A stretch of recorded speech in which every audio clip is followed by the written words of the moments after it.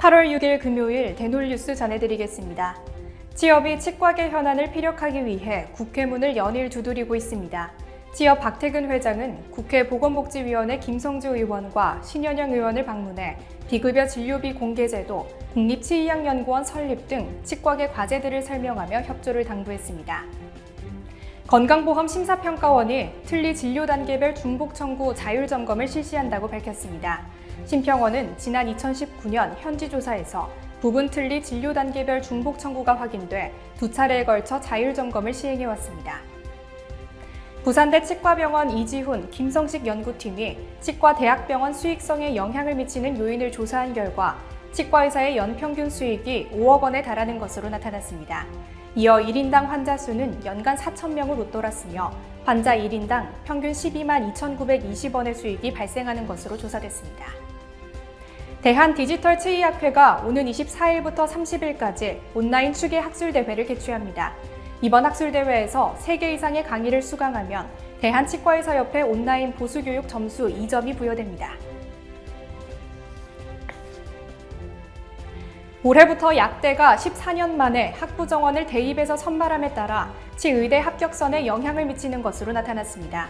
최근 발표된 6월 수능 모의평가 성적 분석 결과 서울대 등 13개 약대의 합격선이 치대 정시 지원 점수를 충족한 것으로 조사됐습니다.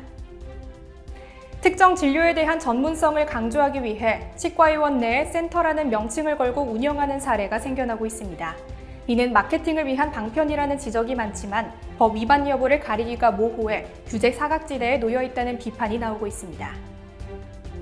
환자 스트레스 관리법에 대해 연구한 자료를 살펴보면 예민한 환자는 진료 전 마음을 진료하면 스트레스를 낮출 수 있는 것으로 나타났습니다.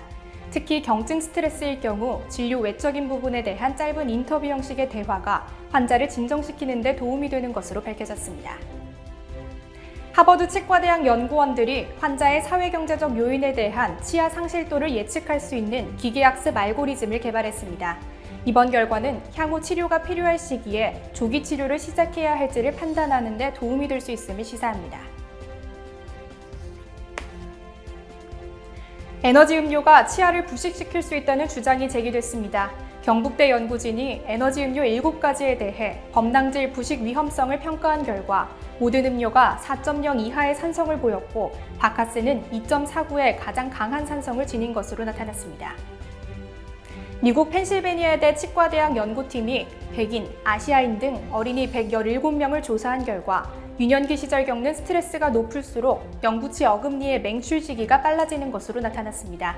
이번 연구는 국제학술지 미국 국립과학원 회보에 게재됐습니다. 오산시 대원동 지역사회보장협의체와 킹콩치과가 업무협약을 체결했습니다. 이번 협약을 통해 양측은 취약계층을 대상으로 월 2명 이내 100만 원 상당의 치료비를 지원할 방침입니다.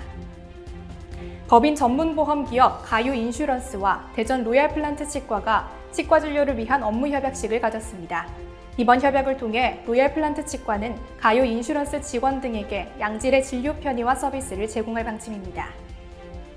대놀뉴스는 치과인 여러분의 제보를 기다립니다. 경조사, 인사동정, 봉사활동, 각종 행사 소식 등 치과계에 공유할 어떠한 소식도 좋습니다. 화면에 보이는 이메일이나 전화로 제보해 주시면 대놀뉴스에 반영 가능하고 우수 제보자에겐 소정의 상품도 드리겠습니다. 이상으로 대놀뉴스를 마칩니다. 고맙습니다.